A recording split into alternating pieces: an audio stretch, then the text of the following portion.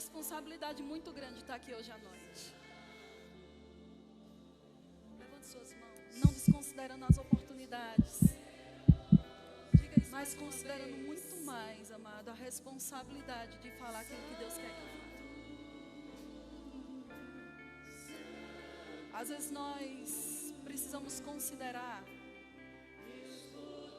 a seriedade que é de trazer e ser portador da palavra de Deus. Aleluia. Sabe, queridos,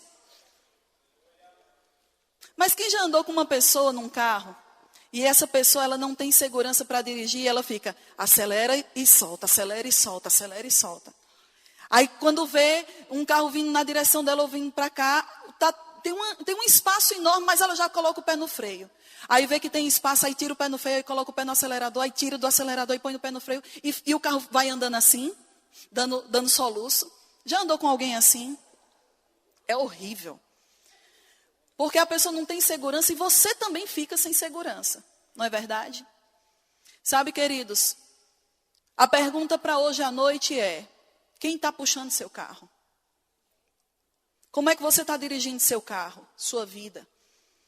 Porque se você não é seguro naquilo que você faz, as pessoas ao seu lado também não vão se sentir seguras de seguirem você, nem de ouvirem o que você diz. E que por mais que você diga o que a palavra diz, as pessoas vão ver as ações que você produz. Porque mais do que palavras, elas percebem o que você demonstra, o que você vive. Nós sabemos e nós falamos muito sobre fé. Nós somos o povo da fé. Mas antes de nós sermos um povo da fé, nós somos um povo de amor. Amém? Tudo na nossa vida gira em torno do amor. Mas nós sabemos que a fé do tipo de Deus, ela tem 3 passos. Eu não vou falar sobre fé hoje à noite. A fé do tipo de Deus, ela tem 3 passos. A fé começa no coração. Então, fé é crer no coração. Primeiro passo. Se você não está crendo ou está tendo convicções dentro de você, você já começou a naufragar na fé a partir do ponto inicial. Segundo passo da fé. Crie, por isso falei. O segundo passo da fé é falar. E nós pensamos que crer e confessar é a fé completa e não é. Eu sei que muitas vezes nós estamos baseando a nossa vida apenas no crer e confessar. Mas existe um terceiro passo para que a nossa fé seja completa. E qual é ele? Você não precisa abrir lá. O terceiro passo da fé, amado, está lá em Tiago capítulo 2, começando acho que no versículo 16, que fala sobre obras. E essa palavra obras ali é ações correspondentes. Ou seja, se você não crê no coração, se você não confessa aquilo que você decidiu crer com a sua boca, e se você não tem ações correspondentes àquilo que você está declarando, você não está em fé. Porque a fé, e nesse capítulo de Tiago ele diz o seguinte, ele diz, me mostre a tua fé. Você diz que tem fé, então pelas minhas obras eu posso mostrar a minha fé. Enquanto você está só falando que tem fé, pelas minhas obras eu posso demonstrar a minha fé. Porque tem muitas pessoas que apenas falam. Elas parecem que elas creem. Elas estão declarando o tempo todo, eu creio, eu creio. Mas é na hora da prática que nós mostramos se estamos crendo em algo ou não. Tiago está dizendo, eu não preciso às vezes dizer nenhuma palavra, porque se eu agir à altura do que eu creio, a minha fé está sendo demonstrada e essa fé me justifica. Então as nossas ações, elas falam mais alto do que as nossas palavras. Amém? Porque palavras, elas podem simplesmente fluir de um coração vazio e de uma mente repetitiva, que simplesmente está repetindo porque vê as outras pessoas falando. Mas quando existe uma ação, amado, só age quem crê. Olhe para a pessoa que está do seu lado e diga para ela, só age quem crê. Então hoje à noite, diga para ela, vamos localizar a nossa fé. Se ela está apenas nas palavras ou se realmente nós estamos abraçando as verdades que temos ouvido. Amém? Nossa vida, querido, tem que ser mais demonstrações de ações do que de palavras. As palavras, elas têm um lugar, mas as ações, elas têm que estar mais em evidência, porque existem lugares que você não vai poder abrir a boca. mas o seu corpo, a sua vida vai falar. Amém? Então, se eu digo que eu creio em algo, isso significa que eu falo sobre aquilo destemidamente, ousadamente, e eu pratico aquilo que eu estou declarando, aquela verdade que eu estou abraçando. Nós não podemos simplesmente abrir a nossa boca e dizer, eu creio no batismo no Espírito Santo, e não orarmos em línguas. É mentira. Por mais que você saiba que a Bíblia diga, mas aquilo não é fé, porque fé completa tem ação. E você diz, mas eu sei que aquilo é verdade. Então por que não é fé? Porque aquilo se chama concordância mental. Assentimento mental é você ficar que nem largatixa, balançando apenas a cabeça, sabendo que é verdade, mas se não houver uma ação envolvida, não é fé. Então, quando eu digo, eu creio no batismo no Espírito Santo, mesmo que você já fale em línguas, se você só falou no dia que você recebeu, se você fala apenas esporadicamente, você não crê. Porque a fé envolve uma ação contínua sobre aquela verdade.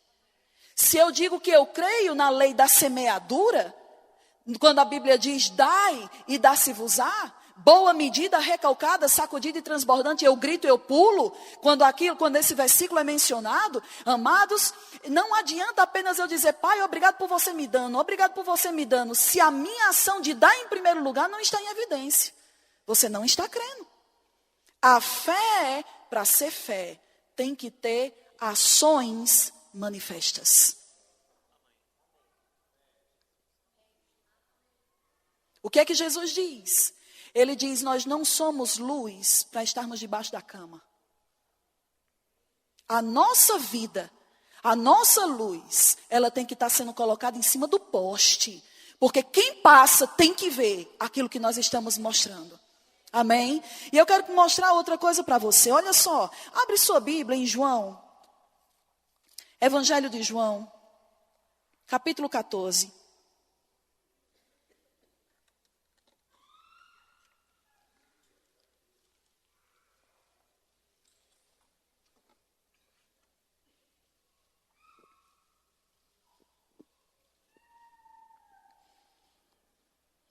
Jesus é tão de acordo com essa questão de exibição que ele mesmo falou isso. Olha só o que é que João 14, 21 diz.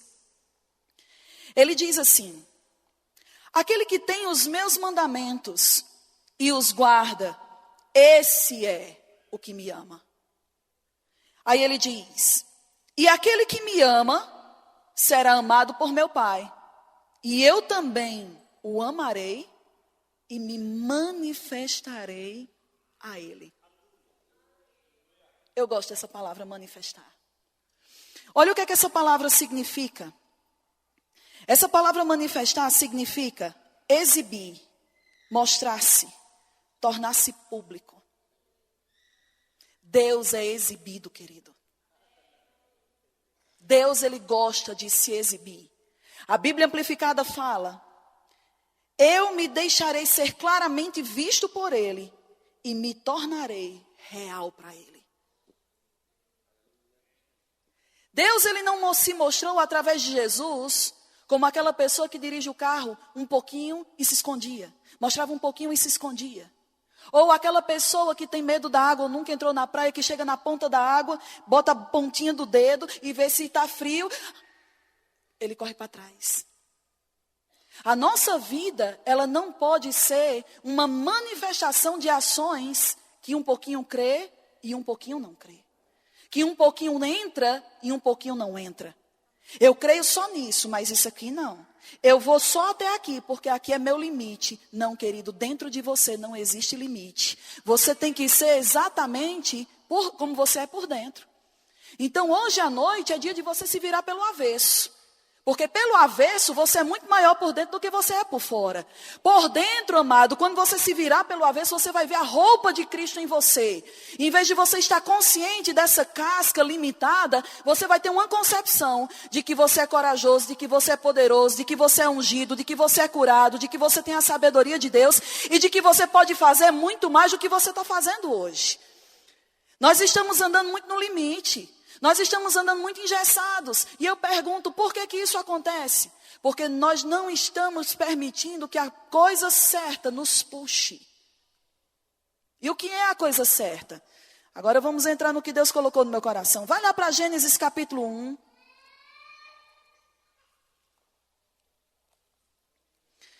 Gênesis capítulo 1. Versículo 26. Sabemos de qual é salteado esse versículo. Mas olha só o que a palavra de Deus diz. Isso aqui é o planejamento de Deus quando ele imaginou o homem. E ele chega e diz assim: também disse Deus, façamos o homem à nossa imagem, conforme a nossa semelhança. Tenha ele domínio. Diga domínio. Essa palavra domínio, ela significa governo. Ela significa poder de reinar, de executar, de estabelecer. É uma posição de cabeça. Nunca vai ser uma posição de cauda. Nunca vai ser uma posição de escravo. Sempre vai ser uma posição de quem tem poder e autoridade para mandar. Então, quando Deus fez o homem, ele imaginando, ele fazendo o layout lá do homem, ele disse a primeira característica, como é que vai ser o layout dele? O layout dele é que ele vai ser segundo a nossa imagem, conforme a nossa semelhança. Qual é a capacidade que esse homem vai ter? Segunda coisa que precisamos definir. Ele terá domínio. Então, essa capacidade foi definida, vai ter domínio. Sobre o quê? Qual é o nível de atuação do homem dentro desse domínio? Aí ele diz: tenha ele domínio sobre os peixes do mar, as aves dos céus, sobre os animais domésticos, sobre toda a terra e sobre todos os répteis que rastejam pela terra. Em outras palavras, Deus falou que a imagem seria, segundo ele, a capacidade, todo domínio, sobre o quê? Sobre todas as coisas que estão sobre a terra. Aí ele resume e diz, sobre toda a terra. Porque ele não podia simplesmente enumerar todas as coisas. E ele diz sobre toda a terra. Então isso não era uma palavra referida a Adão apenas. Ele estava criando o homem. E quando eu falo homem, eu estou falando gênero humano, homem e mulher. Sobre todas as pessoas que nascerão sobre a terra. Amém? Então, quando eu olho para você e você olha para mim, a primeira coisa que precisamos ver é que nós somos, em imagem, a expressão de Deus. Amém? Talvez você olhe para uma pessoa e ache que ele pode ser a expressão de qualquer outra coisa. Mas, amado, quando a criação olha para nós, ele vê Deus. Então, através da nossa imagem, nós manifestamos Deus. Através da nossa imagem. Eu quero que você entenda que tudo aquilo que Deus fez, você ser, tem que manifestar Ele. Começando do lado de fora. Ele imaginou seu layout e o layout ele disse, imagem e semelhança nossa. Quando todos olharem para você, eles vão ver eu. Aí ele diz o que mais? De acordo com a capacidade dele também tem que ser como a nossa. No território que nós vamos dar para ele. Porque a Bíblia diz que os céus são os céus do Senhor. Mas a terra ele deu aos filhos dos homens. Então Deus tem todo o poder e domínio nos céus. Mas sobre a terra todo o poder e domínio é do homem. Então através do exercer o nosso domínio aqui no território onde Deus nos confiou, nós estamos mostrando a grandeza de Deus. Querido, é muito mais do que simplesmente você pensar e usar o nome de Jesus de vez em quando. Você tem que entender que a sua vida é uma expressão da ação de quem Deus é, do que Ele tem e do que Ele pode fazer através de um ser humano. A sua vida tem que expressar quem é Deus. Não só por palavras, mas por manifestação de ações. E muitas vezes nós estamos ouvindo as doutrinas da Bíblia achando que aquilo é algo para ser usado ou aprendido ou apenas lembrado dentro do centro de treinamento ou dentro da igreja. Então você está entendendo a palavra da maneira errada, porque aquilo ali é apenas para trazer uma consciência geral de que você é Deus aqui na terra.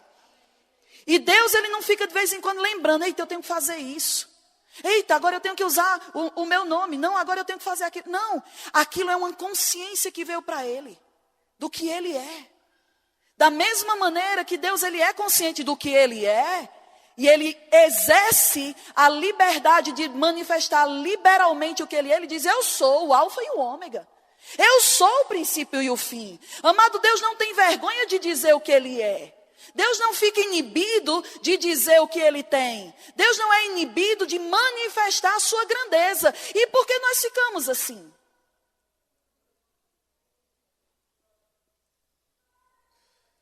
Você não é um subproduto de Deus.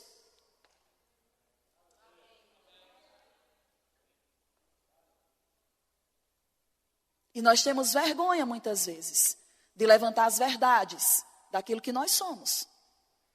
Quando nós somos chamados para sermos o quê? A manifestação de Deus aqui na terra. O que Jesus fala para os discípulos em João 14? Você não precisa abrir lá. João 14 é um diálogo de Jesus com os discípulos, avisando que a ida dele estava próxima. Agora, vamos imaginar o contexto daquela história. Jesus era a manifestação do Messias esperado pelo povo de Israel há 4.000 anos. Imagina quanto tempo eles esperaram por ele.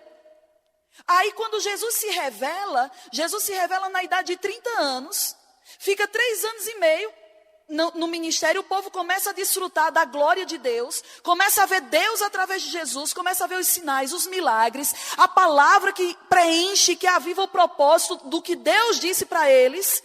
E eles começam a ficar entusiasmados, empolgados com tudo aquilo. 3 anos apenas Jesus diz, estou indo embora. Imagina o sentimento de frustração. 4.000 anos de espera. 3 anos e meio de desfrutar aquilo. É muito pouco. É muito tempo de espera e muito pouco para desfrutar. Não é verdade? Mas aí o que é que Jesus diz? Ele disse, gente, eu estou indo, mas eu não vou deixar vocês órfãos.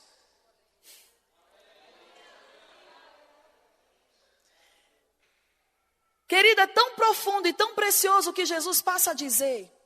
Quando ele anuncia que estava perto de ir embora, eu acredito que os discípulos ficaram dizendo, cara, a gente tem que aproveitar os últimos minutos de Jesus aqui.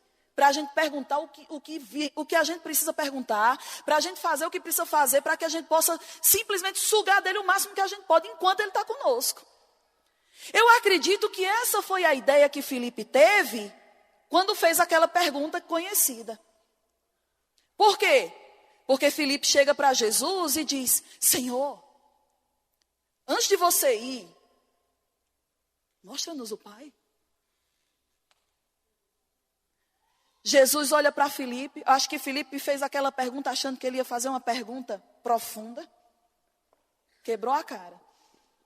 Porque Jesus olha para ele, acredito que Jesus naquela hora olhou para ele e fez, é um cabeção mesmo. E ele disse, Filipe.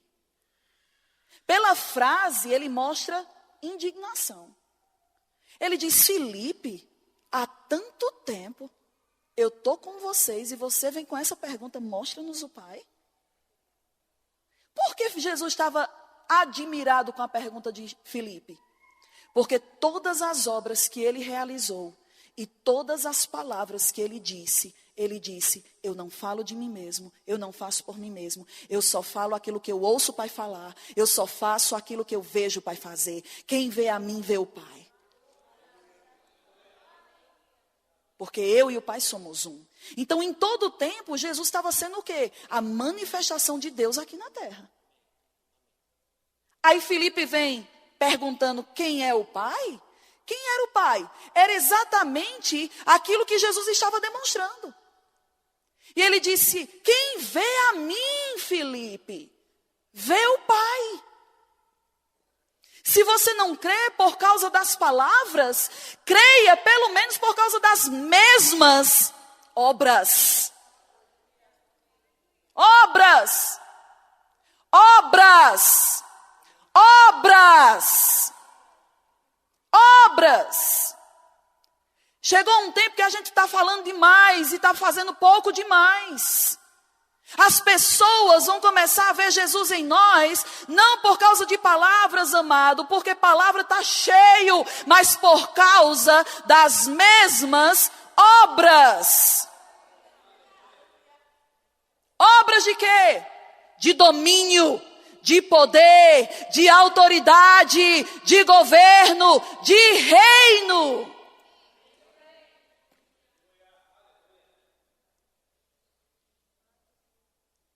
Onde nós exercemos coisas que para o mundo é impossível. Porque o mundo, ele está debaixo de uma escravidão. E escravo não tem domínio. Escravo é dominado. Então eles não podem realizar obras de governo, de poder, de domínio e de autoridade, porque eles estão numa condição, espiritualmente falando, que impedem eles de passar para o nível acima. Eles podem até tentar. E eles tentam fazer isso através do dinheiro. É por isso que a igreja não pode ficar presa no sofisma de ser governado por dinheiro. O seu domínio não depende de quanto você tem no seu bolso, querido.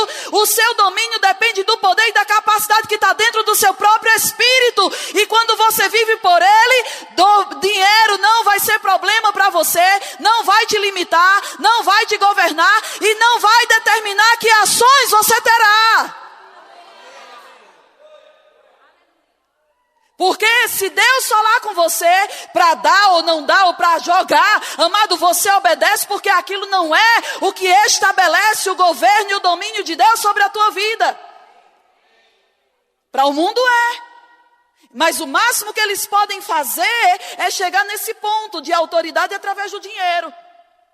Porque eles são escravos, espiritualmente falando.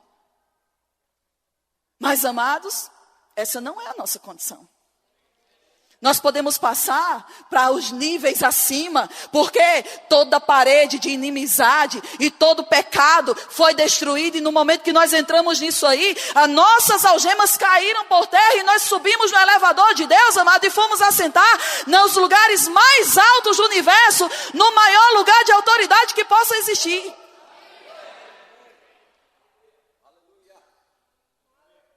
Temos que andar com os pés na terra, com a consciência da cabeça no céu. Os nossos pés estão aqui, mas a nossa consciência está nas coisas espirituais. O problema é que nós não sabemos dosar isso. Ou estamos só esperando o céu, ou só vivemos com a realidade da terra. Agora, nós temos que entender que no lugar onde Deus nos deu autoridade, governo, nós temos o domínio. E é dessa forma que o mundo vai ver a diferença. Porque vai olhar para você, que talvez você não tenha os recursos que eles têm. Talvez você não tenha a instrução que eles têm. Mas você tem um poder que eles não têm. E esse poder que você tem, ele é poderoso para reverter toda e qualquer situação que você possa viver, passar e ainda alterar a vida dele. Porque quando você age com autoridade, você libera autoridade sobre a vida das pessoas que estão ao seu redor. Querido, deixa eu te dizer uma coisa. Deus, ele não é egoísta. Jesus, ele não era egoísta. Quando você age em segurança, quando você demonstra ações de fé através da sua vida, aquilo não afeta só você. Vai chegar um ponto que pessoas vão começar a serem abençoadas por causa da unção e a autoridade da influência que está fluindo da sua vida. Sem às vezes elas fazerem nada, só por estar perto de você.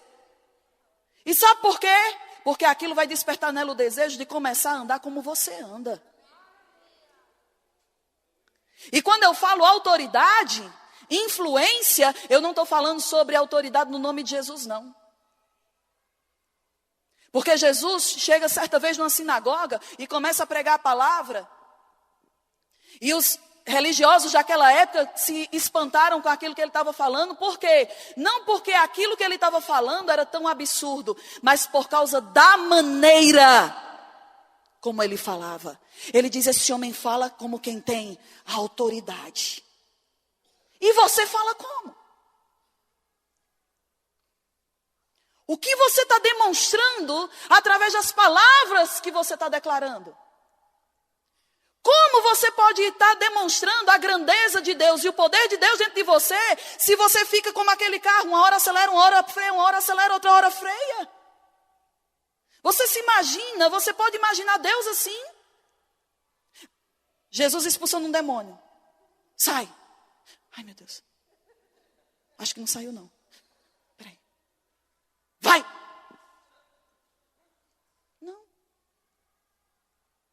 A consciência de autoridade, de domínio, de governo que ele tinha, era tão absurda, que quando em Marcos 9, ele chega para aquele menino endemoniado, ele expulsa o demônio e diz que o menino ainda continua se remexendo, mas ele nem volta mais a atenção para ele. Por quê? Porque aquele demônio não tinha escolha. Ele tinha que sair, porque uma pessoa que anda em autoridade sabe que a palavra que ela libera tem que ser obedecida por quem é escravo.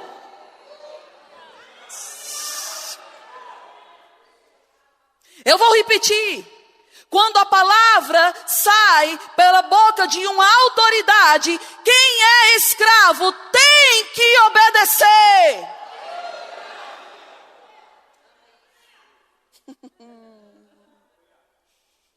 Quem é que é escravo? Doença, pobreza, opressão, o diabo, e com toda a sua corja, e com todas as coisas que são contrárias à vida abundante que flui através de Jesus Cristo, é escravo. Então, quando você se posicionar no poder e autoridade que você tem, um escravo tem que obedecer à voz de uma autoridade. É como aquele ditado, manda quem pode, obedece quem tem juízo. E mesmo que não tenha juízo, ele ainda tem um pouquinho suficiente para saber que ele não tem escolha, tem que se submeter.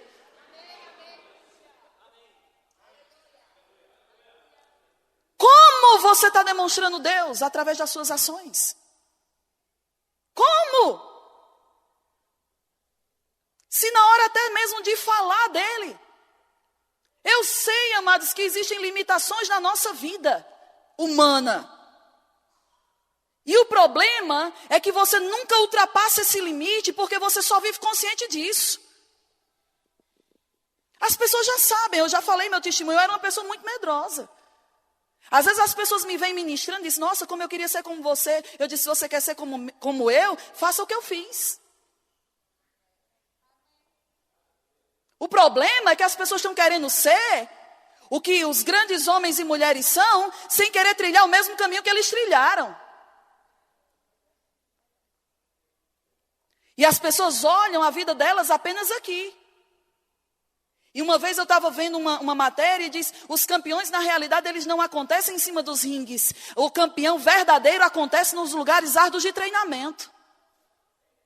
Porque quando o nível da exaustão está lá no topo, eles sabem que eles têm que passar aquele limite de exaustão, se eles quiserem um cinturão, uma coroa. E aí quando chega lá, em cima, na hora do lugar da ação, eles não têm dificuldade para manifestar. Por quê? Porque eles inculcaram aquilo. Não importa qual é o seu gigante na plateia, no dia a dia. Você não vai ter dificuldade de derrubá-lo, dependendo do treino que você aplica a você mesmo. O problema é que a gente não quer aplicar o treino em casa. A gente não quer aplicar o treino nas horas difíceis, na meia-noite da nossa vida. E é nessas horas que nós demonstramos a nossa fé. É na hora que nós menos temos vontade de orar. E é a hora que a gente mais precisa. É a hora que a gente diz, não quero nem levantar hoje para ir para a igreja. E a gente diz, corpinho, você não vai ficar aqui. Você vai para a igreja. cada vez que você ultrapassa um limite do seu corpo e da sua alma, você está robustecendo o seu espírito. Você não robustece ou não fortalece o seu espírito apenas confessando a palavra. Mas você também fortalece o seu espírito sendo a força contra o seu corpo e a sua alma. Porque você está tirando a comida deles. Se você tirar a comida da carne e da alma, automaticamente elas vão ficar fracas e o seu espírito vai ficar mais forte. Então, quando você diz não para a sua carne, você está mais forte espiritualmente. Quando você diz não para a sua língua, querendo murmurar, querendo se lamentar, você está fortalecendo o seu espírito. Porque você está exercitando os frutos do espírito dentro de você. Querido, eu vou te dizer uma coisa. Os mínimos passos de fé que você dá no seu dia a dia, no seu trabalho, na sua casa, eles não são em vão. Eles têm, amado, acrescentado força e a consciência da grandeza de Deus dentro do seu espírito para que você seja fortalecido todos os dias. Quando você começa a viver por aquilo que é o verdadeiro, e barra o que é a obra da carne, os desejos da sua alma, você está fortalecendo o seu espírito. A pergunta é, quem está puxando seu carro? Porque o homem foi chamado para manifestar grandeza, domínio, autoridade, poder. Não só no que ele diz, mas principalmente pelas obras. Ações que manifestam o que você crê. Olha só que coisa interessante. Gênesis 3. Eu gosto muito de Gênesis. Gênesis 1 e 2 é o plano original de Deus para o homem. Gênesis 3 é o que acontece com desobediência, quando o homem desobedece. É consequência de pecado na vida de alguém. E o que é a consequência, e o que é que o pecado traz como consequência na vida de uma pessoa? Olha só. Gênesis 3, versículo 1. Antes de lermos, o que era o mandamento de Deus aqui no jardim? Adão, você é livre para comer tudo que tem aqui, menos uma única árvore. Olha só que olho grande de Adão. Ele tinha tudo. E ele encasquetou exatamente com aquela que ela não podia.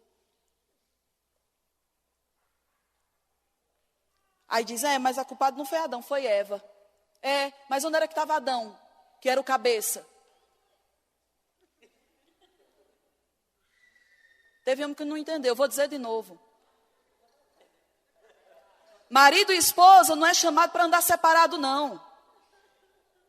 É para andar junto. Se Eva meteu os pés pelas mãos, é porque Adão não estava assumindo a posição dele no lado dela. Um aleluia. Nada não, é verdade assim mesmo.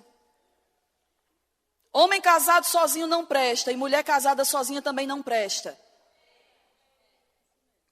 Porque um preserva o outro. Aleluia. Isso foi apenas um pequeno parêntese. Versículo 1 de Gênesis 3. Diz assim: mas a serpente, mais sagaz que todos os animais selváticos que o Senhor Deus tinha feito, disse à mulher: é assim que Deus disse? Não comereis de toda árvore do jardim? Respondeu-lhe a mulher: do fruto das árvores do jardim podemos comer. Mas do fruto da árvore que está no meio do jardim, disse Deus: dele não comereis, nem tocareis nele, para que não morrais. Então a serpente disse à mulher: é certo que não morrereis, porque Deus sabe que no dia em que dele comerdes, se vos abrirão os olhos, e como Deus sereis conhecedores do bem e do mal. Versículo 6. Vendo a mulher que a árvore era boa para se comer, agradável aos olhos, e árvore desejável para dar entendimento, tomou-lhe do fruto e comeu, e deu também ao marido, e ele comeu. Abriram-se então os olhos de ambos. Olha aqui a consequência de pecado na vida de uma pessoa. Porque até então, estava tudo bem. Quando o pecado foi consumado, através da concupiscência da carne, da concupiscência dos olhos e da soberba da vida, porque é exatamente a manifestação das 3 categorias de pecado, boa para se comer, agradável aos olhos e boa para dar entendimento. Concupiscência da carne, concupiscência dos olhos e soberba da vida. Quando essas coisas são praticadas, executadas, quando você tem ações correspondentes da sua alma e da sua carne e não do espírito, isso é pecado.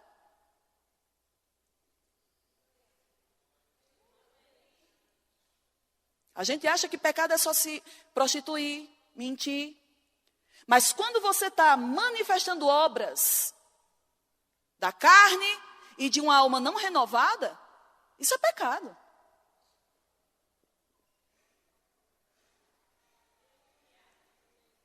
Aleluia. Nossa, Samia, nesse ponto pesou.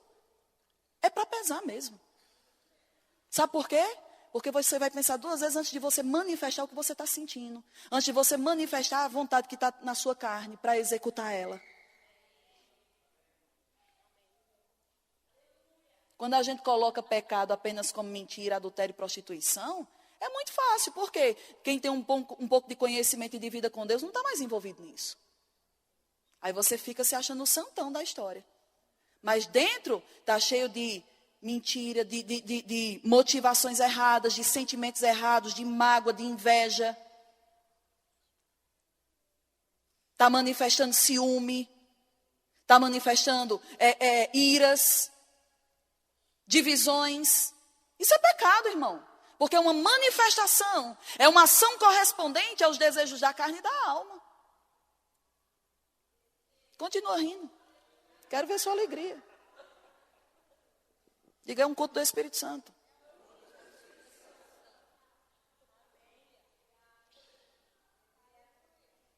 Consequência, versículo 7.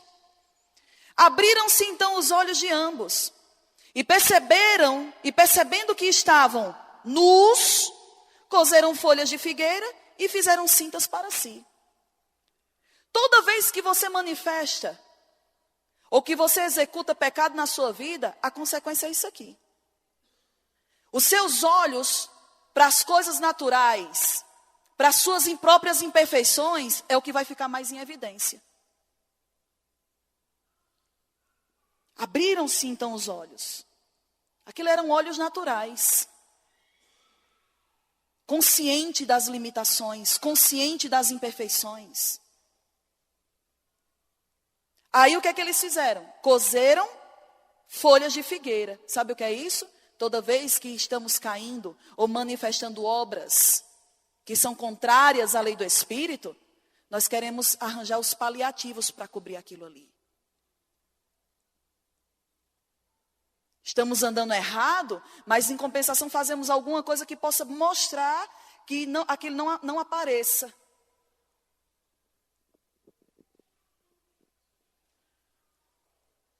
E fizeram cintas para si. Versículo 8. Quando ouviram a voz do Senhor Deus, que andava no jardim pela viração do dia, esconderam-se da presença do Senhor Deus o homem e sua mulher, por entre as árvores do jardim. E chamou o Senhor Deus ao homem e lhe perguntou, onde estás? Olhe para a pessoa que está do seu lado e pergunta para ela, onde estás? Eu sei que você já pode ter ouvido essa explicação, mas a primeira vez que eu li esse versículo, alguns anos atrás, eu disse, Senhor, eu aprendi que você é onisciente, que você é onipresente e que você é onipotente. Você sabe tudo, você está em todos os lugares e você pode tudo. Como é que você pergunta onde estás? Sabe por que, amada, a gente sempre associa isso à coisa física? Porque a nossa consciência está mais nas coisas naturais. Deus não estava perguntando a Adão onde ele estava fisicamente. Ele não está perguntando para você hoje à noite onde você está fisicamente, porque ele sabe que a sua poupança está nessa cadeira aqui hoje à noite.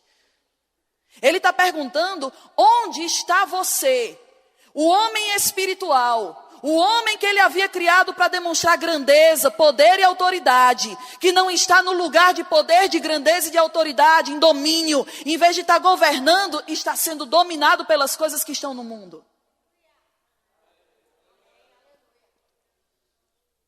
Porque Deus sabe reconhecer uma pessoa que está andando na influência do Espírito. Amado, você pode não perceber, mas espiritualmente, você libera alguma coisa. Você demonstra coisas no mundo espiritual que demonstram a sua fé. A sua fé, ela pode ser vista não apenas no natural, mas também no espiritual. É tanto que às vezes Jesus chegava em alguns lugares, ele nem abria a boca.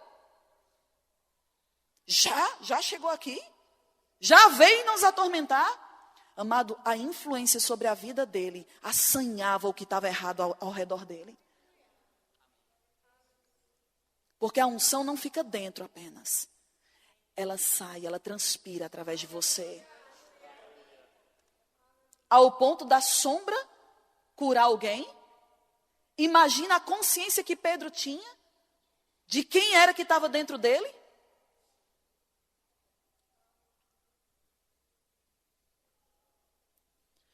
Versículo 10.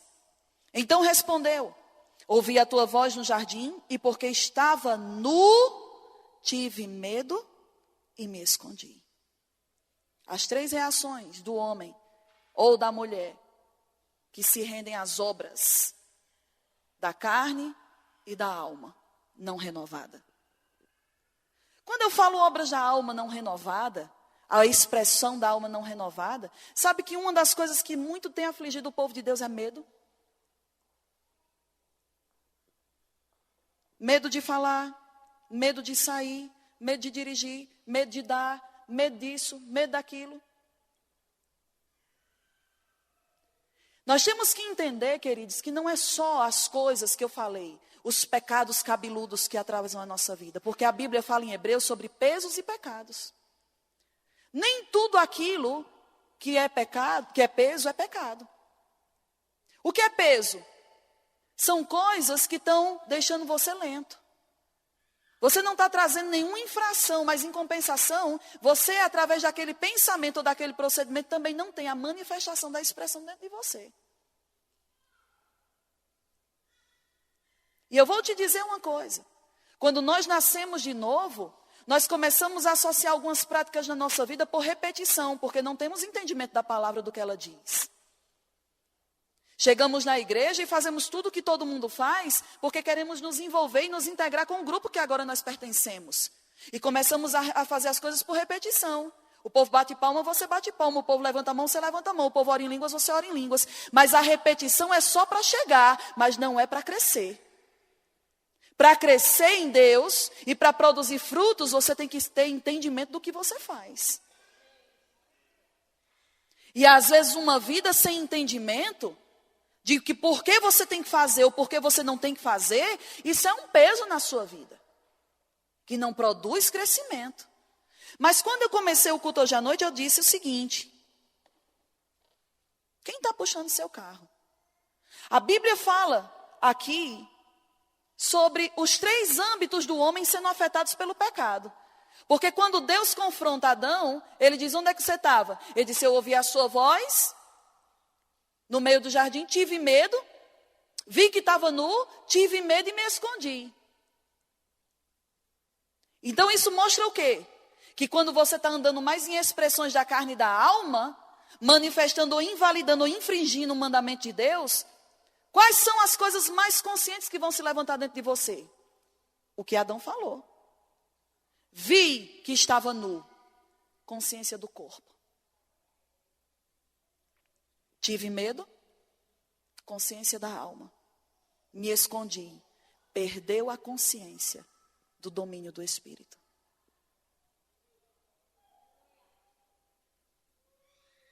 Quer ver uma coisa? Vem cá, Franklin. Vem cá, Beto. Vem cá, Vivi.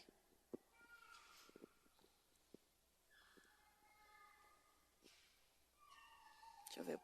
Fica no meio, Vivi. A escadinha. O homem é um espírito. Ele tem uma alma e ele habita em um corpo. Antes do homem cair, o homem vivia assim. Vira para mim, você fica de filinha aqui, um atrás do outro. Quem era que puxava o homem? O Espírito. A influência da vida de Deus no espírito do homem era tão forte. Preste atenção. Era tão forte que ele nem tinha consciência da alma e do corpo. Porque se ele tivesse consciência do corpo, ele veria que ele estava nu. Quando eu falo consciência do corpo, não era que ele não pegava no corpo dele, não. Era consciência da condição. Ele não era governado pelo que o corpo dizia. Ele não era movido pela alma, pelo que ela sentia. Porque a própria vida que estava dentro dele era tão forte, tão poderosa, que absorvia todo o contexto do homem, trazendo aquilo ali para a vontade de Deus. E a Bíblia diz, por que ele não via que estava nu? Porque várias passagens na Bíblia, Isaías fala, Jó fala, diz que a justiça é uma roupa. O que é a justiça de Deus? É um posicionamento diante de Deus, longe de consciência de imperfeição, de fracasso, de limitação. Eu sei que vocês conhecem a definição que justiça é a capacidade de estar diante de Deus sem pecado e sem culpa, como se pecado nunca tivesse existido. Mas o homem não podia ser essa definição, por quê? Porque ele tinha acabado de ser criado. Então é uma condição, é uma posição de estar diante de Deus, consciente, ou sem consciência de limitação, de imperfeição. Então essa vida, essa consciência de domínio, de poder e de autoridade era tão forte, que simplesmente o que estava dentro dele alinhava as outras coisas e cobria com a justiça de Deus. Então quem era que determinava e puxava o carro? O Espírito. Então para onde o Espírito ia, eles tinham que ir. Agora para um pouquinho. Não havia aquela guerra. Não quero. Não estou com vontade. Não estou sentindo.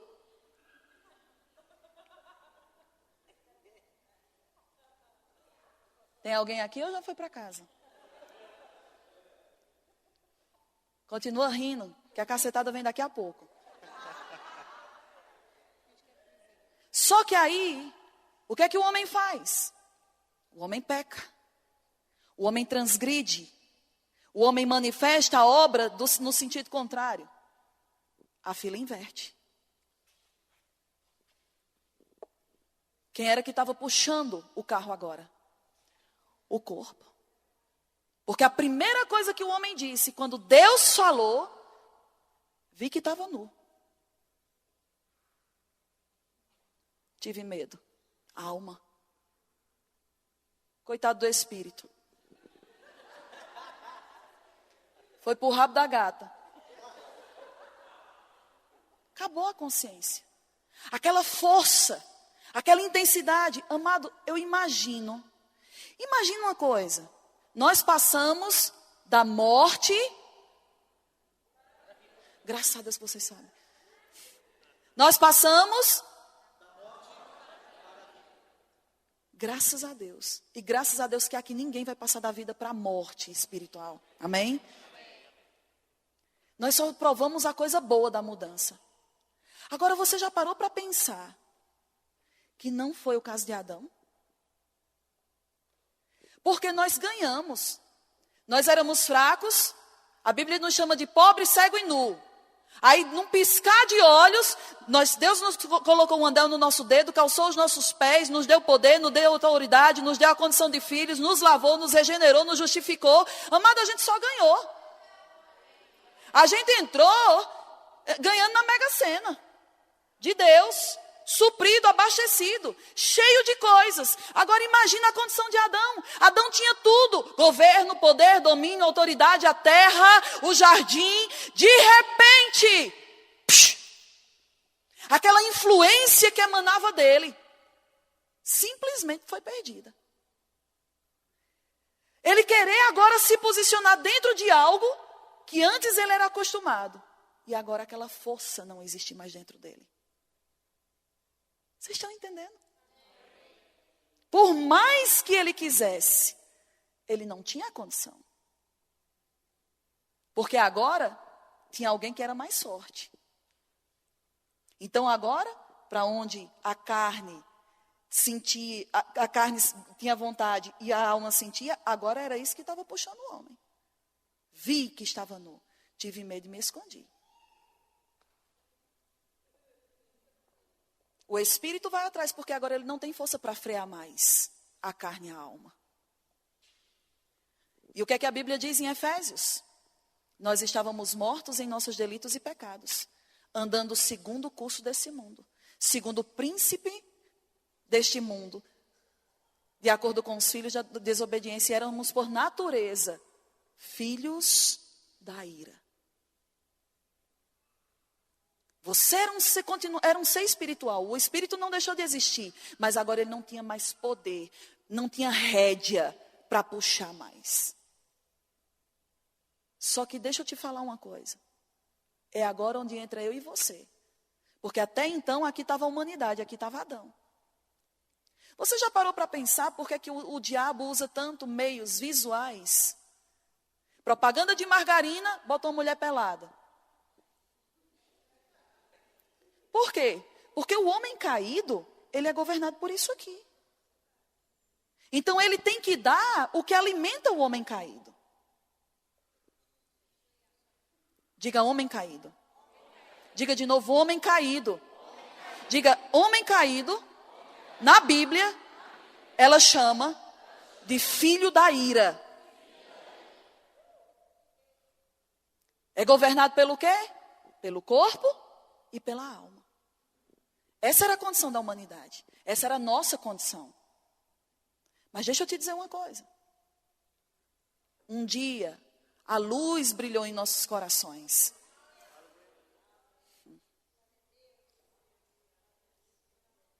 E a vida de Deus, ela volta para todos aqueles que creram. Mas a condição não é mais a mesma de Adão, porque agora existe uma consciência de passado, de vida mundana. Adão não tinha, porque só era ele e Eva no jardim. Mas nós não.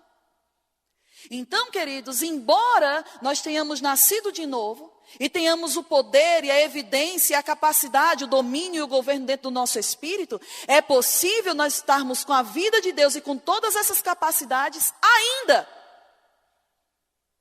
Anda.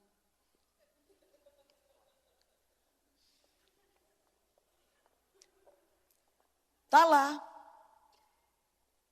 Pode parecer pequeno, mas por dentro é grande.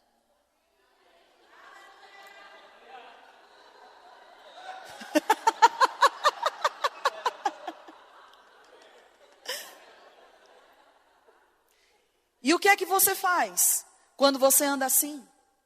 Quando você diz, eu não vou hoje não, porque eu estou cansado demais. Eu não quero orar não, estou com preguiça. É muita coisa, meu Deus, ninguém me ajuda, Senhor. Meu Deus, eu não vou não, eu tenho vergonha. Eu tenho medo, eu não posso não. Você está andando com todo o poder e potencial da vida de Deus dentro de você, com obras, manifestações de filhos da ira.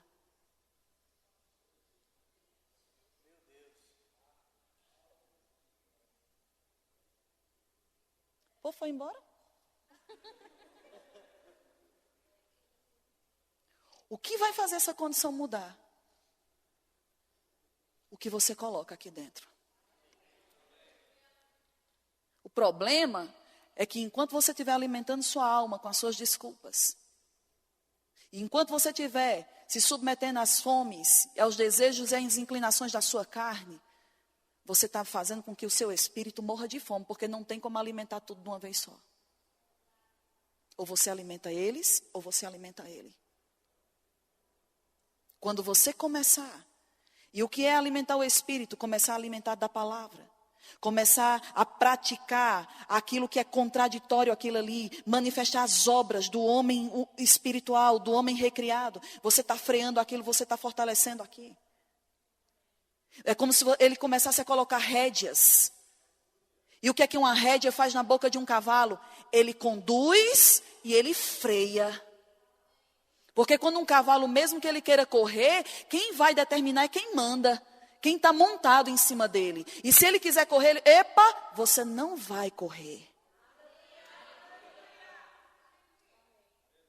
Obrigado, pode sentar. E aí o que é que entra? E o que é que eu quero falar? Para a gente terminar. Você já parou para prestar atenção?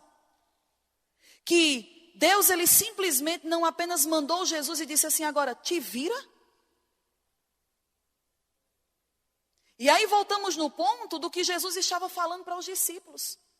Porque os discípulos provaram desse poder, dessa capacidade, dessa influência, desse domínio através da vida de Jesus. E a vida deles foi influenciada. Porque Jesus, num certo ponto, disse, olha, vai agora de 2 em 2.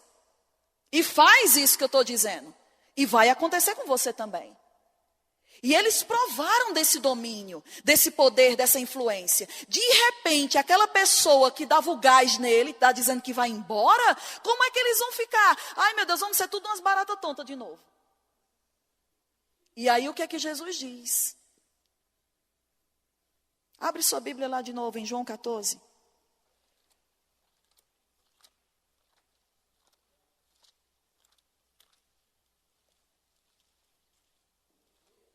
Vocês estão aprendendo alguma coisa, queridos?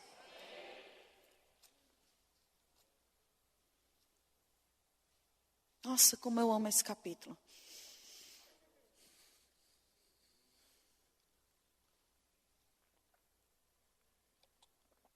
João 14.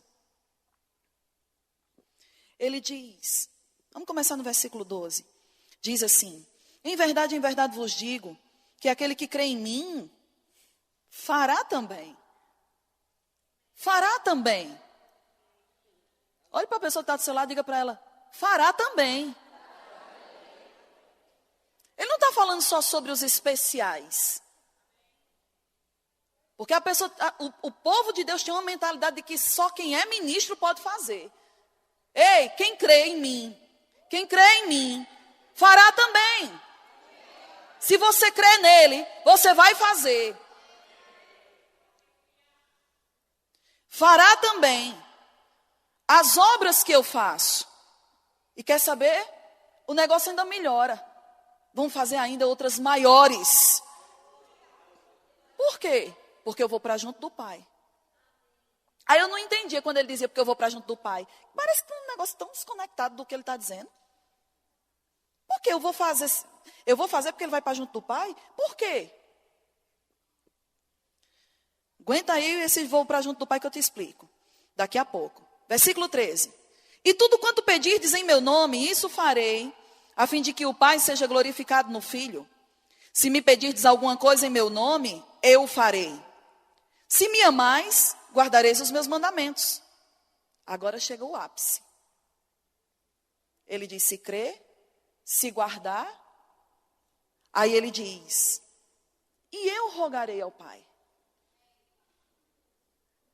Ou seja, ele estava dizendo, se vocês permanecerem no que eu estou dizendo para vocês, eu vou rogar ao Pai. E ele vos dará o quê? Outro, diga outro Consolador. Quando ele diz, eu tenho que ir, e ele fala sobre obras maiores, porque eu vou para junto do Pai. Não era mais nem propriamente, tudo bem, a gente sabe que ele ofereceu o sangue, tal, e está lá, e por nós e abriu, tal. Mas não era por causa disso apenas. é que se ele não fosse para lá, o outro não viria para cá. Ele disse, eu tenho que ir para lá, porque não dá para ter dois aqui. Então eu vou, mas vocês não vão ficar sozinhos, porque eu vou mandar outro. Esse outro é a palavra grega allos, que significa outro da mesma espécie. Ou seja, a fonte da motivação dos discípulos, o que dava a eles autoridade, o que dava a eles confiança. Porque, amados, enquanto Jesus estava por perto, eles tinham coragem. Pedro viu Jesus andando sobre as águas, ele disse, ei mestre, é tu? Deixa eu ir ter contigo. Ele disse, vem. Amado, aquilo que Jesus fazia era com tanta autoridade, com tanta segurança, que dava coragem e segurança para os discípulos fazerem também.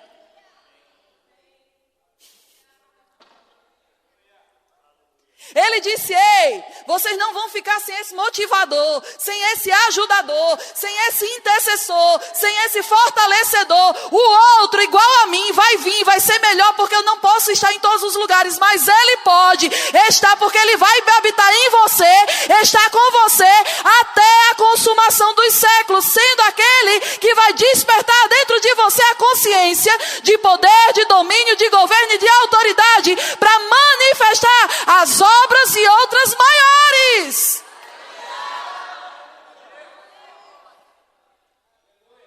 Aí a gente fala sobre o Espírito Santo, acha que é um arrepio, acha que é um choro, acha que é uma nuvem pairando. Não, é ele o outro, a pessoa da Trindade enviada para despertar em nós o poder de domínio, para manifestarmos quem Deus é através da nossa vida. Mas da mesma maneira que a gente alimenta o nosso espírito, a gente vai alimentar usando as ferramentas que Deus determinou. Porque não é só pelo Espírito Santo estar dentro de nós que vai acontecer. Aí ele diz, versículo 17, o Espírito da verdade que o mundo não pode receber, porque não vê nem o conhece.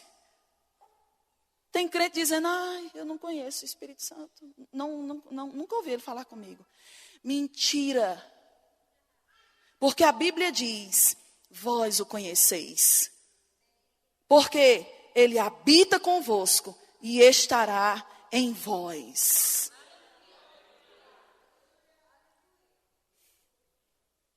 Queridos, imagina. Deixa eu colocar isso para você. Deus te ama tanto e quer restaurar tanto o governo e a autoridade dele na tua vida, que ele passou por épocas se submetendo a leis e a ordenanças. Imagina, Deus, ele não tem fim. A Bíblia diz que ele é o início e o fim de todas as coisas. Mas por amor ao homem, e para que o homem tivesse um pouco de contato com as instruções dele, Deus, que é infinito, se condicionou a morar dentro de uma caixa feita de madeira.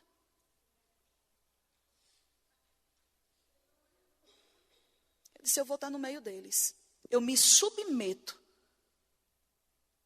a estar nessa condição, numa caixa, que era a arca, onde a presença de Deus estava. Aí o que é que acontece? Diz que essa arca era guardada por um véu, porque ela estava no Santo dos Santos. Diz que quando Jesus expira, e diz que quando ele ressuscita, diz que a terra tremeu, as rochas se abalaram, diz que pessoas que estavam mortas ressuscitaram. Imagina a grandeza do poder que foi liberado naquilo ali. E diz, podia simplesmente ter parado aí. Mas ele diz, ele conclui dizendo, e o véu do templo se rasgou de alto a baixo. O que isso significa? que a presença de Deus, eu acredito que tinha um anjo com uma espada, há milhares de anos esperando. Eu acredito que todo o tempo, ele ficava dizendo, e aí, Senhor, chegou a hora? Ele ainda não. E ele já assim, ó, com expectativa, posso descer a espada? Ainda não.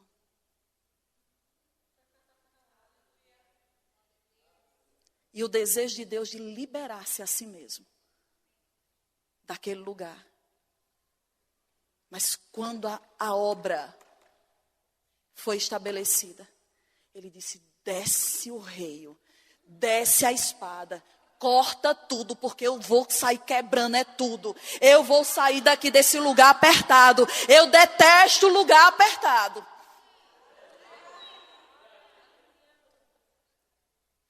Aí Deus, finalmente, se animou para começar agora o quê? A manifestar-se. Através da sua nova casa. Porque ele diz, a caixa de madeira ela não toca. A caixa de madeira ela não fala. A caixa de madeira ela não se expressa. Ela tem a minha presença, mas ela não pode ter manifestações de obras, de manifestação de ações. Ela não pode ter expressões. Mas agora eu estarei neles, andarei com eles, eles serão o meu povo, eu serei o seu Deus, eu habitarei dentro deles. Então eu agora vou poder falar, eu agora vou poder tocar, eu agora vou poder me mover. Aí de repente, Deus faz tudo isso para restaurar o propósito de Deus andando com o homem novamente. Aí Deus começa a te inspirar e você diz, ah não, isso eu não vou fazer não. Você está tampando Deus de novo. Você está colocando a tampa de novo em cima da caixa.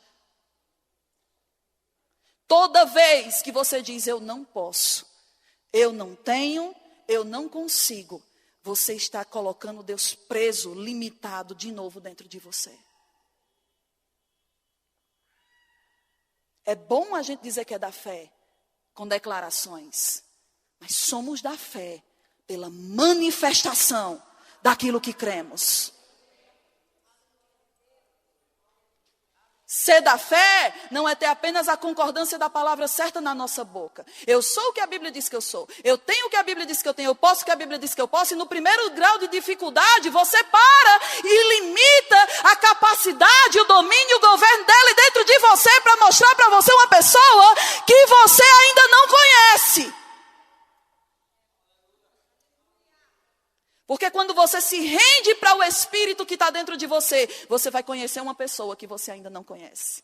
Você vai conhecer uma pessoa que pode, em áreas que você nunca pensou que você podia. Você vai conhecer uma pessoa que sabe falar, que tem expressão, que não tem medo, que tem ousadia, que tem coragem, que tem poder. Porque Ele habita em vós, estará com você e tem a capacidade liberada sobre você para governar e dominar sobre todas as coisas. Inclusive sobre você mesmo.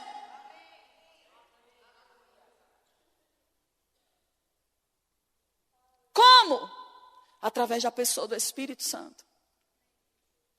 E aí o que é que ele diz? Não vou abrir lá por causa do tempo. Mas a Bíblia fala em Judas, edificando-vos na vossa fé santíssima, orando no Espírito Santo.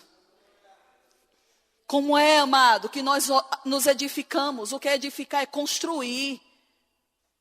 É aquele espírito que está murcho. A única imagem que me vem é essa. É uma câmara de ar vazia. Mas quando você começa a orar em outras línguas, é como se você parasse no posto, pegasse aquela mangueira, colocasse ali naquela válvula. E quando você está orando em outras línguas, você está bombando coisas para dentro de você. Você está trazendo e dando a Deus a oportunidade de liberar sobre a tua vida instrução, iluminação, força, habilidades, capacidades que estão dentro do teu espírito, mas estavam ali apagadas. E você vai começar a encher. Você vai começar a inflar. Você vai começar a inflar. Vai chegar uma hora, mas que ninguém mais pode pisar em cima de você porque você está murcho. Porque se pisar em cima de uma câmara de ar cheia, aquela câmara de ar dá a habilidade de você derrubar, porque ela rola.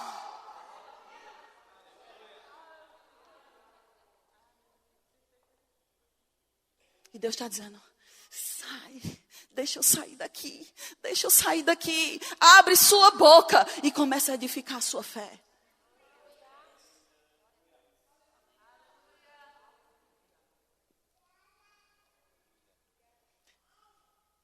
Uma vez,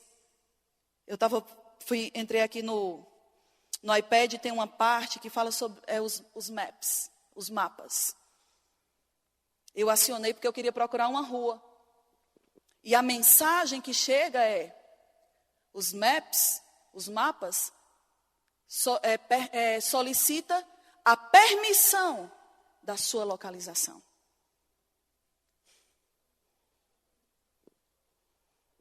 Ou seja, ele queria me localizar. Mas eu tinha que permitir. Quando eu coloquei OK, imediatamente, pelo satélite, ele me localizou. E porque ele me localizou, ele me deu a rota de acesso que eu precisava para chegar no ponto que eu precisava. Sabe por que você está perdido? Porque você não disse OK ainda para ele te localizar. Através da oração em outras línguas. Porque na hora que você permitir o acesso dele na sua vida, ele vai dizer, eu sei, você tem que chegar em tal lugar. Vamos, filho, é por aqui. Vamos, eu vou te mostrar o trajeto. Eu vou te mostrar exatamente a rota mais rápida, mais curta, para que você não tenha que passar por tanto entrave na sua vida e quebrar tanta cara, batendo em tanta porta errada. Eu já vou te levar na porta certa. Eu já vou te levar no lugar certo. Eu já vou trazer naquele caminho que eu preparei. Os caminhos, eu sei que a rota é longa, mas não se preocupe não, porque a rota que eu vou conduzir você tem restaurante para você comer. Tem um lugar para você se alimentar. Tem um lugar para você ter um refrigério. Tem tudo aquilo que você precisa para chegar no destino que Deus tem projetado para a sua vida. Agora, permite a localização, permite o acesso, deixa que o Espírito interceda por você, através das línguas e dos recursos que Ele já te deu para esse tempo. Você já parou para pensar, amado, que a Bíblia fala em 1 Coríntios 13:8, diz que as línguas cessarão. Então isso significa que as línguas do Espírito é para nós esse tempo aqui. Meu Deus do céu, quando eu vi isso, eu vi ainda mais a importância da oração em outras línguas, que foi algo que Deus criou única e exclusivamente para esse tempo.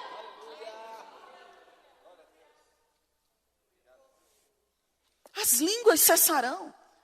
Por quê? Porque quando estivermos no céu, ele diz, aquilo que vemos apenas em parte, acabou as limitações, vamos ver completamente como ele é e vamos ser conhecidos como ele nos conhece.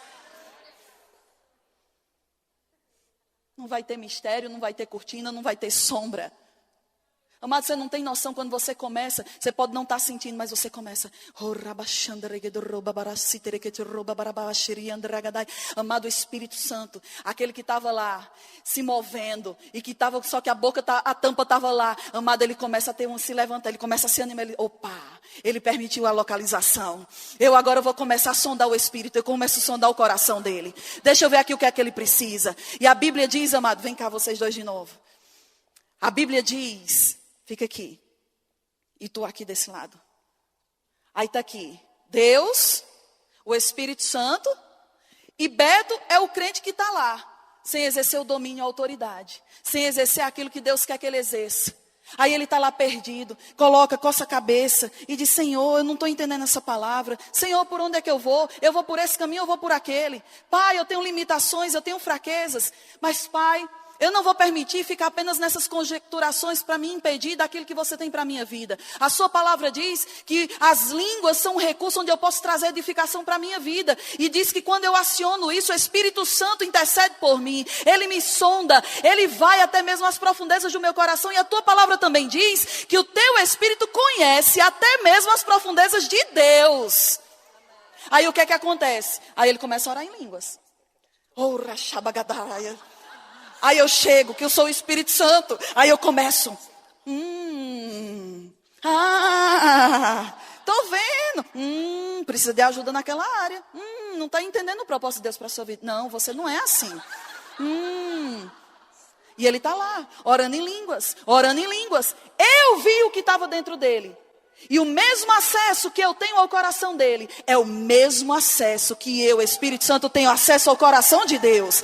Aí eu vou lá, a Bíblia diz que ele perscruta até mesmo os lugares mais profundos de Deus. Aí o Espírito Santo vai lá, mergulha nas profundezas de Deus. A sabedoria, o recurso, a profundidade das riquezas e do conhecimento é Deus. Aí ele vai lá, vai lá os arquivos, encontra os arquivos onde estão escritos todos os nossos dias. Vai lá, abre a gaveta, começa a procurar o nome. Carlos D'Alembert. Abre a gaveta, encontra a pasta dele, começa a ler o que Deus programou para ele, começa a colher as informações que estão no coração de Deus, pega aquelas informações, e enquanto ele está lá, às vezes ali, fazendo as coisas, não tem, de repente, pum, verdades começam a se levantar dentro dele, uma força começa a chegar nele, e ele diz, nossa, e ele diz, uma situação vem para limitar ele, mas dentro dele diz, vai, dá o passo. Ele, mas Senhor, eu vou, pela sua palavra eu vou. Aí ele dá o passo, aí o poder do Espírito pega ele, impulsiona ele, levanta ele, vai dizendo e colocando ele no lugar onde ele tem que ir, querido. Por quê? Porque você deu ao Espírito a condição de te localizar. Aleluia!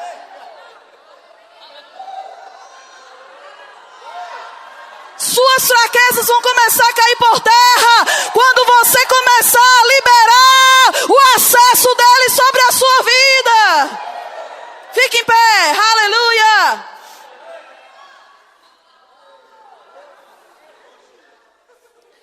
É fácil a gente ser motivado, amados, por pessoas e coisas, mas você tem que entender que a terceira pessoa da Trindade, responsável por todo o poder e habilidade de Deus, está dentro de você, para transformar você de uma pessoa medíocre, limitada, incapacitada, na própria expressão de Deus aqui na terra. Fazendo o quê? Uma coisa tão simples. Tão simples. Aí você diz, Senhor, eu creio no Espírito Santo. Eu creio no batismo. Eu quero ver agora as ações. Eu quero ver a prática. Eu quero ver o que é que você realmente está crendo.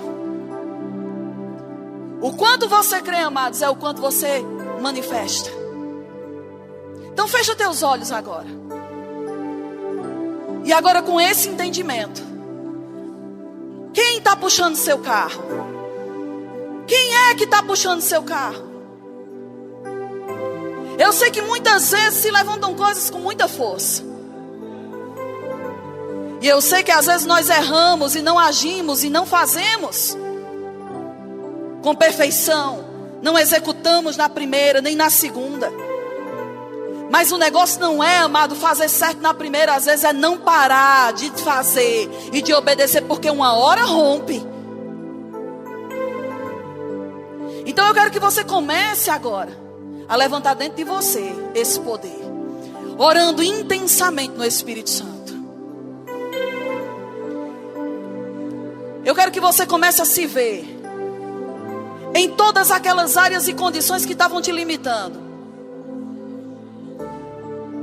Não acontece da noite para o dia, mas eu quero que você já coloque uma expectativa, porque você liberou o acesso. Você vai chegar no destino. Comece a dar tchau para essas incapacidades. Comece a dar tchau para essas limitações que estão dentro de você. Porque existe uma correnteza que se levanta dentro do teu espírito. Existem rios que estão fluindo agora do seu interior só porque você está permitindo acesso. E amado, chegou a vez de você não ser tímido para manifestar o poder do Espírito que está dentro de você. Você não pode ser tímido para orar em outras línguas. Você não pode ser tímido para rir no Espírito. Você não pode ser tímido para se mover no Espírito. Porque é disso que depende toda a sua vida.